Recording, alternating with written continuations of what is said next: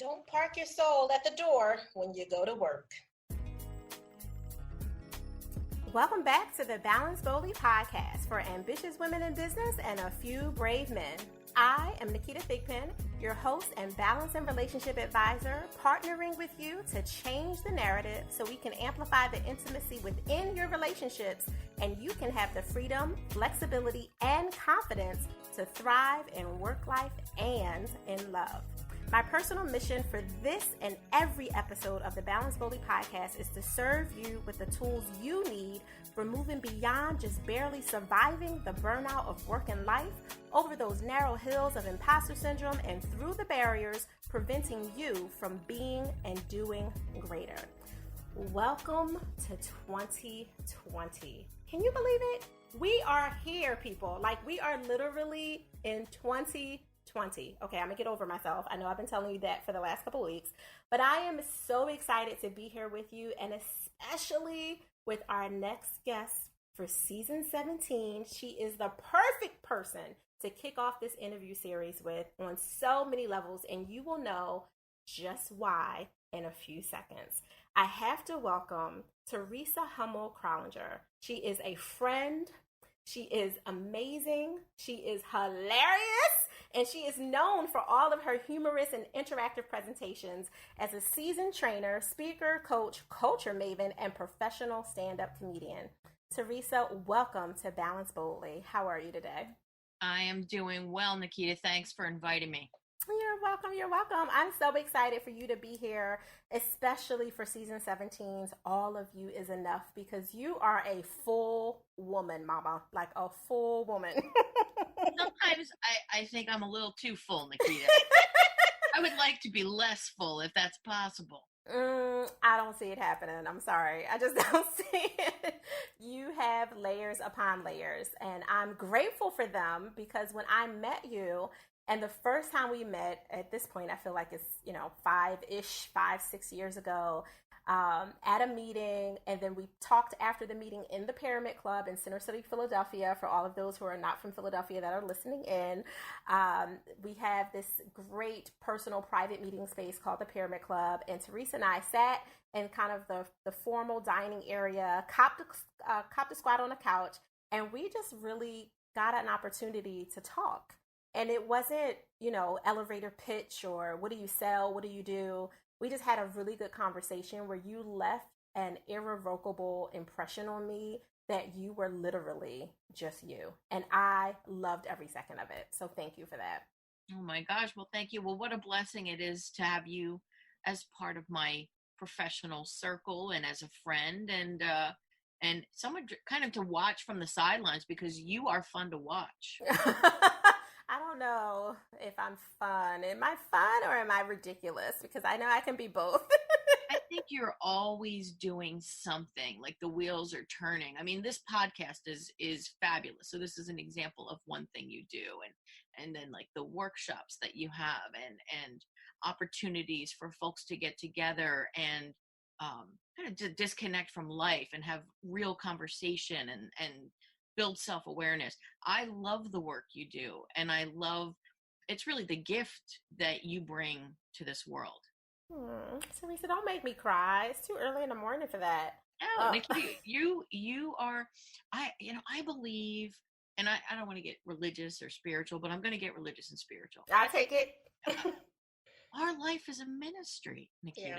Yeah. So you may not have a collar, I may not have a collar, but our life is a ministry. And I look at what you're doing and I see your ministry to the world, and it's beautiful and it's much needed. Thank you. And I agree on multiple levels. It's why I'm so raw and unapologetic at times when maybe I should be. My husband likes to remind me that I have to tighten the filter every once in a blue. Which I know you can relate to on some levels, because as professional as you are, you have this hilarious side to you that is, my favorite place to be is in that sarcasm of truth. Like, you're just, pointing out the facts, and it sounds hilarious. Like, you're not even trying to be funny. You're just pointing out the facts, but it comes out hilarious. Well, because life is funny, and you can't help but see how funny it is. Seriously, on every level. So I have to ask you, as a part of, this season, when all of you is enough and all that you've been, and you and I were talking a little bit before we, officially pressed record for the show, on just how amazed I am at how you've created this life for yourself with all of you. Like, you are a professional comedian. I don't know if you claim that title or not, but you are. Like, you do that professionally, as well as these very serious corporate presentations where you still infuse your humor. So you're not compartmentalizing and saying, okay, by day I'm in a suit and a dry smile and I'm monotone, right? Like, you infuse the fact that you are naturally, in my opinion, hilarious into these very serious trainings where you're helping people on a corporate scale who are impacting communities on a global scale to do things with integrity and authenticity, and to make sure that they're doing them within their best self, and helping them identify who that best self is as they apply it to their work with the various, certifications you have with DISC and, so many other things. And I'm just curious how you came to that space where you started to embrace all of it so that you could share it with the world. Wow, that's a profound question, my friend. I think, and it's nothing strategic on my part. I think I suffer from, my cousins call it FOMO. Fear of missing out. Fear of missing out, which is a blessing and a curse. The blessing is I allow myself to taste the many different aspects of life, because I there could be something good there. The curse is sometimes I can get a little overwhelmed because I get a whole bunch of stuff going on. But the one thing I have learned is I cannot turn off who I am to do something, like to go to work. People sometimes park their soul at the door and then they go into work. No, whatever you're doing, you need to be able to take your whole self with you. And I am so blessed to have the kind of clients that embrace my whole self. I don't have to park my soul at the door. And it's funny when you make little videos or marketing materials, and they want you to appeal to a broad group. I really don't want to appeal to a broad group. Right. I want to appeal to the people who want authenticity, who want to restore the soul in their organization, who recognize their imperfection and that we're on a journey and we're looking to constantly get better. And that comes from a place of love and compassion and wanting to embrace life. So everything I do is that. Everything, whether it be comedy, consulting, training, coaching, and my crazy little side businesses that I have that are just fun, like making jewelry. Most people don't even know I make jewelry. I make jewelry, and every now and then I'll get a little table somewhere and I'll sell some jewelry. Essential oils. I love essential oils. I love working with that. Oh my gosh. So all of that is part of my, I don't know, who I am right now. All those little things. No, I love that. I love that you're literally living the life that I help people, break out of that box and discover for themselves, which is being curious and creative and courageous. Like, that's what you're doing with everything that you're doing. You're like, you know what? I feel curious about what, marble bead will fit with this way, right? Like, you're just like, I'm being curious today. And you infuse that into your creativity, however that shows up in the world. And the courageousness is really just, not caring that other people might not attach themselves to, this is what you should do because you're a professional trainer. You know what I mean? Like, yeah, you're really good with you. And that I respect. And I think that I've always felt that from the moment that I met you, is I respect that you're like, I'm good with me. Whatever that means, that if that means I'm remixing me, tweaking me, pivoting me, whatever that is, I'm good with me.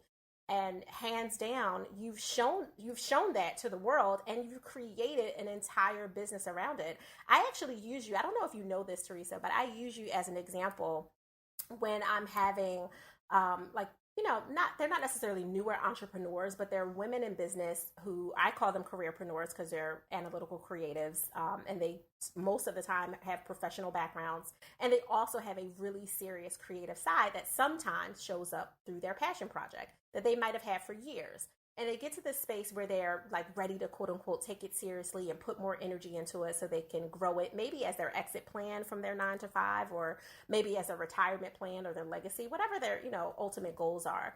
And one of their hugest stumbling blocks, regardless of their financial status, is this worry of not having certain ducks lined up in a row. So they'll say right? So they'll say like, oh, well, I don't have a website yet, so I can't. And I'm like, oh, no. Let me tell you about my friend T, who didn't have a website for years and was making money hands over fist until she got other people to create the website for her. So how about that? Like, I actually for use years it as that. Exactly. I pointed people to my LinkedIn profile. I'm like, there's some good info there. Go out to my LinkedIn profile. I had no website. Finally, I broke down. I'm like, you know what? I have a website, and it's nice to have. Right. I love that I can plunk little things out there. I got events coming up. I can plunk things out there. But the reality is I don't think that's what builds my business. It's a little credibility builder. And for people who don't know me, it's a little place to go and find information. But yeah, it's not about the website, the business cards, the brochures, the marketing plan. It's about really being very good at something, whatever it is that you have that you are selling, being really good and having other people know that you're really good. That's the foundation. Now, if you're not really good at something, that my advice to people would be get really good. Like, find something and get started. Like comedy, I wasn't really good when I started. I was okay. I gotta laugh here and there, but I plowed through. And then once you have something solid, I won't even say I'm really good. I think I am, for a local comic, I think I'm pretty good. But I don't make my living at it. But I plodded along. I built something that's solid, and now people pay to have me on a show, which is a blessing. I can't even. I'm working with Joe Conklin, who folks probably know from in Philly from 610, the sports station, WIP. So I've been doing a lot of shows with Joe Conklin. Now I look back in 2002 when I first started comedy and would have never thought I would be on a show with my buddy Joe Conklin, or I opened for Bobby Collins in New Jersey. Bobby Collins, nationally known. He's coming to the Keswick in a couple months from now. So by the time this airs, he will have already been.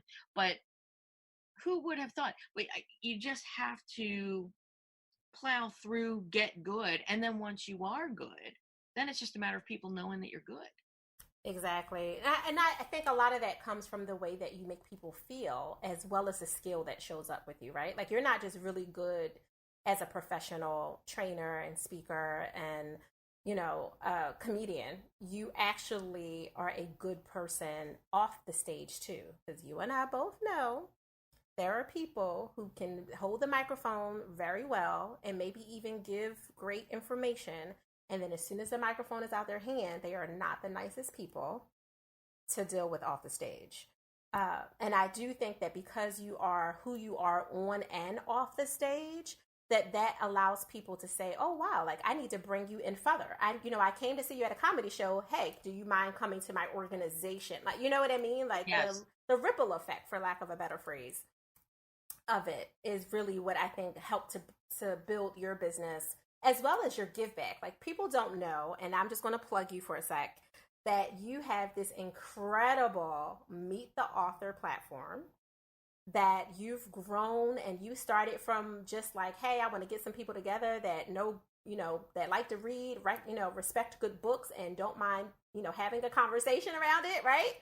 To really being like, I want to highlight people like authors that really have something valuable to say. And I really want to bring my friends, because my friend group is growing, my professional colleagues is growing, and I really think that I could benefit them. And you weren't taking a dime. Like, you weren't doing anything. You were just coming out of pocket, paying for food, appetizers, booking the rooms, like doing all this as a complete give back that I know, because I know you enough, especially back then, to know that you hadn't tied it to any strategic plan. It was just, I want to do it.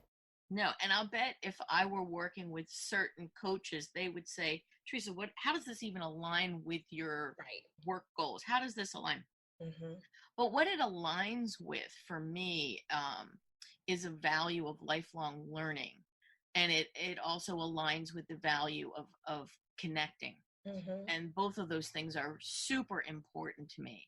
And it's funny because you do remember when, and it was just a simple idea. I had a lot of friends that had written books, mm-hmm. and I'm just so proud of them and amazed, and I love to talk to them about their thought leadership. I thought, wouldn't it be fun if we could get maybe 12 or so people around a table? The author could lead a conversation, connections would be made, mm-hmm. their mind would be expanded. This will be beautiful. And plus in the Pyramid Club, which those of you listening, if you get to Philadelphia and you can actually book a meal there now as you don't have to be a club member. It's a beautiful place. You're on the mm-hmm. 52nd floor of the Mellon building. So it started so humble. We might get, 10 or 12 people. Mm-hmm. Now, we have completed our 5th year. We get anywhere from 30 to 100 people, depending on who the author is and the marketing partnerships we have. Mm-hmm. And we are number 7 on Philadelphia Business Journal's list of best business networking in Philadelphia. Mm-hmm. That is incredible. Amazing. Congratulations on that. Thank you. But who would have thought 5 years ago? I would not have thought that. I just am happy people come. Right. And I'll never run out of authors. That's the other amazing thing. You think, well, gosh, how do you get your authors? What an amazing group of, we're never done. Yeah. You're always writing books. There's always people. And I've had people who come across country. I had a gentleman come from the West Coast to present at Meet the Author, which was pretty cool. Because it's a deserving space, right? Like for people who have great gifts, that's a space that deserves to have their gift highlighted in it.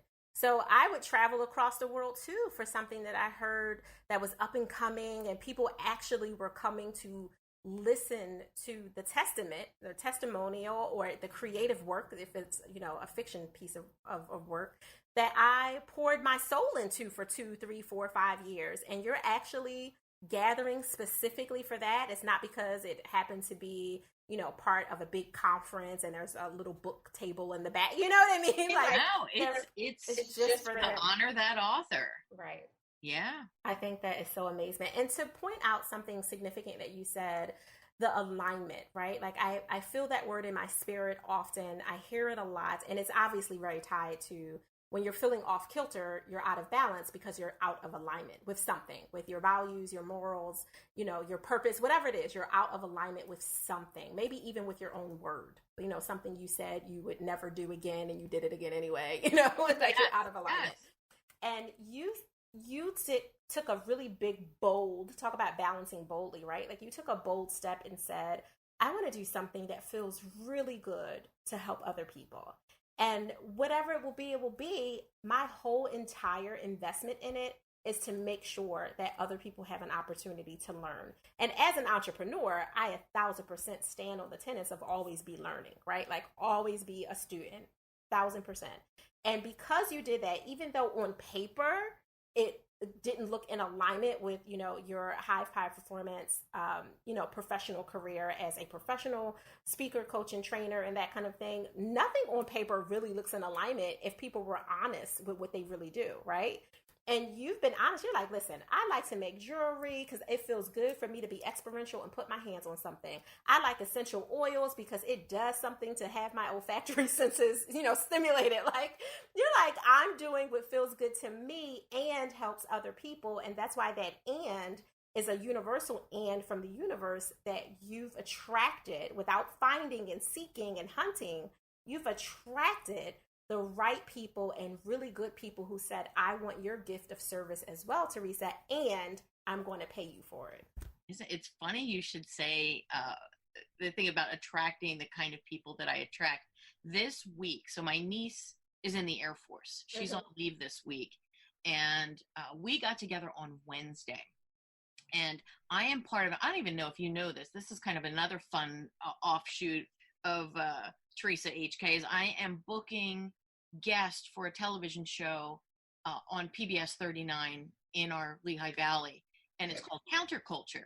The layers, Theresa. The layers. Oh my gosh, we'll go offline. We need to talk more about it, but it is fabulous.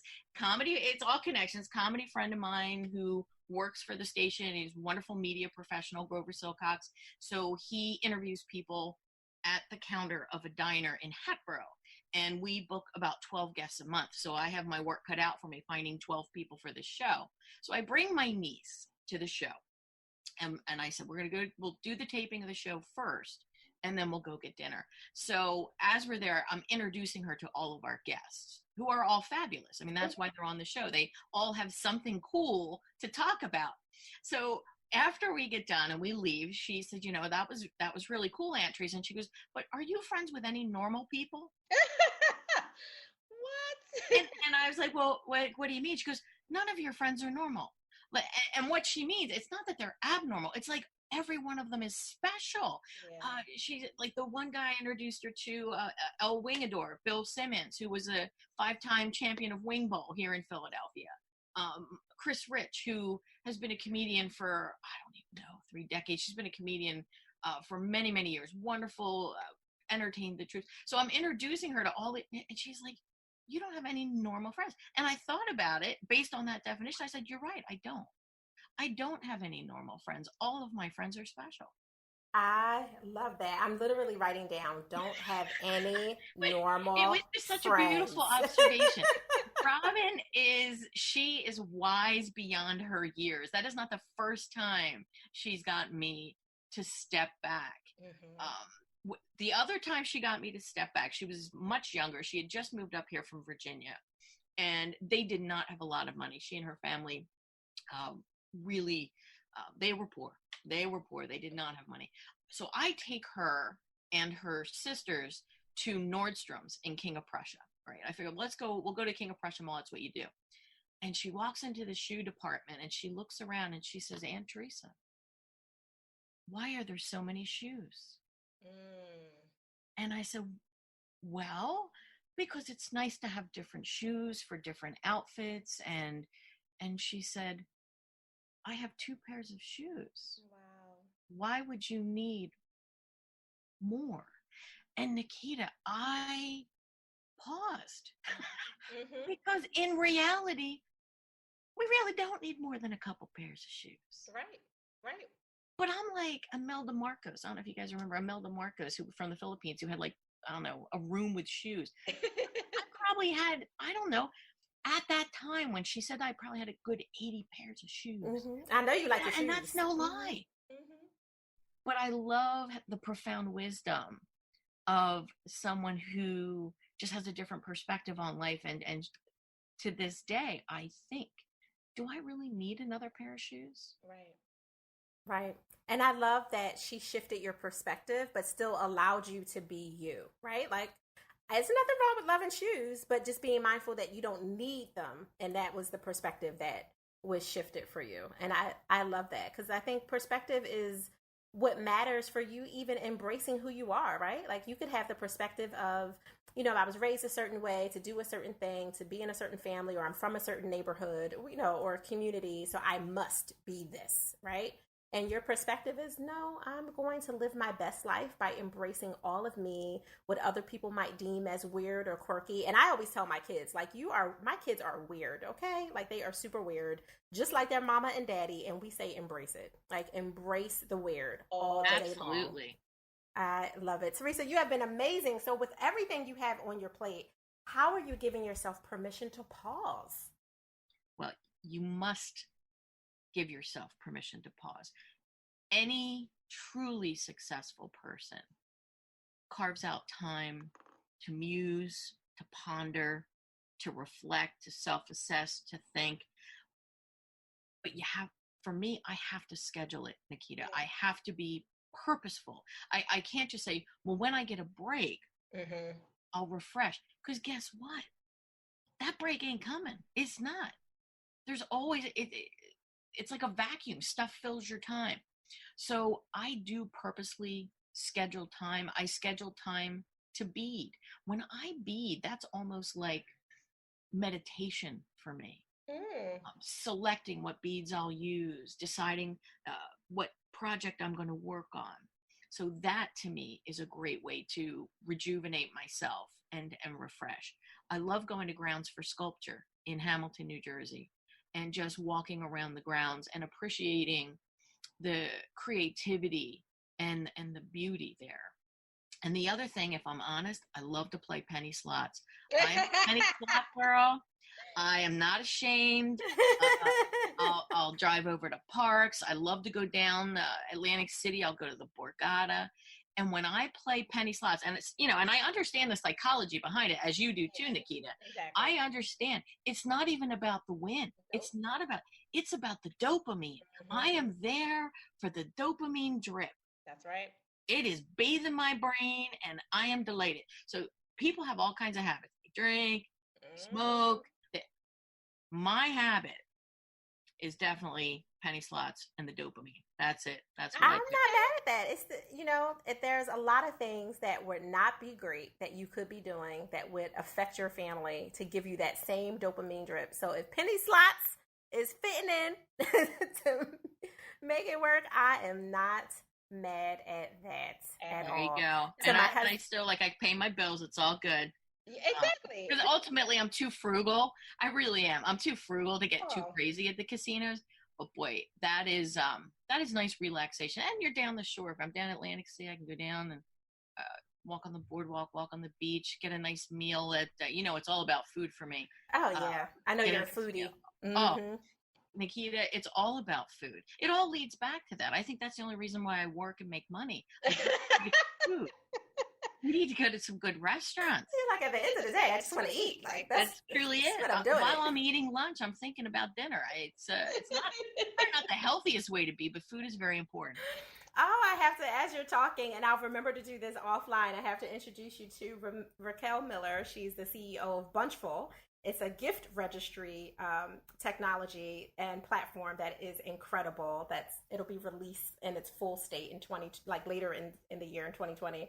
But she's amazing. She's also a friend of Bobby, our mutual friend, and she's a foodie like you too. And at the end of the day, she'll say the same thing, hey, I just want to eat. I just want to eat good food, and I'm giving back. I have got a whole gift registry business. Hey, I'm giving back all the time, but I really just want to eat. You just reminded me of her. It all goes back to that, and I'm always happy to meet a fellow foodie. Yes, you guys would have a really good time. So how can people connect with you, Theresa, to find out more about your incredible all that you have? Oh my gosh, there's so many different things. It depends. If you're looking for management and leadership development and you want to create a healthy workplace, or maybe you want to create a workplace that lands on a best place to work list, which several of my clients have done. Mm-hmm. Go to High Five Performance. I do have a website now. I am very proud to say. So if you go to High Five Performance, and you can also find out more about my background on LinkedIn. Mm-hmm. I really would love to see people come to meet the author. So if you're within train or driving distance of Center City, Philadelphia, please come to meet the author. There's a website for Meet the Author, and you can also do a search on Eventbrite. I have all my events that are currently selling tickets. They're all on Eventbrite. I'd love to see you there. And a comedy show. I have a Facebook page, Theresa HK Comedy. So if you'd like to come to a comedy show, I try to keep that up to date with all my local shows. Otherwise, let's connect on social media. And I mean that. If people want to reach out, you want to connect on social media, just let me know. Hey, I heard you on the podcast. I'd like to connect. I would love to be connected. I love that. And I found out something new. I definitely did not know you had a special Facebook page for your comedy events. So that is really good for me. Yep. Theresa, you would think I'd have a website, right? It takes me a while. Takes me years. I had a website back in the day. It was an old platform. And when they pulled the platform, I just never built another website. But it's not my core business. But I'm probably doing, I don't even know, 12 to 15 shows a year. It's not like I'm doing a whole bunch. No, I mean, but that's a good amount of time and investment, and laughter is medicine. So you're dosing out 12 to 15 major doses of medicine for however long your set is. So that's pretty decent, if you ask me. I'm just happy I can still do it. I truly am. Don't get me started. Theresa, you've been an incredible guest. I'm so honored that you carved out time for us today and just shared your total, integral, authentic, full all of you, as you always do. So I'm grateful that you're consistent. You're one of the most consistent people that I know. So thank you for just showing up and showing out today. I appreciate you. Well, thank you for having me. It's always so good to connect with you and have a rich conversation. Oh, thank you. Oh, Balance Boldly listeners, was Theresa not amazing? She's so phenomenal. And I hope you had a good laugh. Like, my belly hurts and aches from me literally trying to hold back cracking up in your ear, because I can be, my laughter is kind of egregious. But I loved her being here, and I hope you did as well. Make sure that you follow up, especially at High Five Performance and with Meet the Author. All of the links that you need are below in the show notes, so check them out. You have no excuses not to get your dose of Theresa whenever you can, however often you need to get it. And of course, I thank you and I honor you for taking your time out to be with us today and just listen in, kind of a fly on the wall to hear me and Theresa just love on each other. So I'm grateful for that as well. I hope that if you liked what you heard, you subscribe, rate, and share. Make sure that we can ensure that ambitiously bold and brave people out there have access to these valuable life, love, and business balance tools. They are crucial to your success. So make sure you do that. If you want to connect with me, as always, I'm Ask Naketa everywhere. IG, Twitter, Facebook, YouTube, you name it. You can find me. No excuses at Ask Naketa.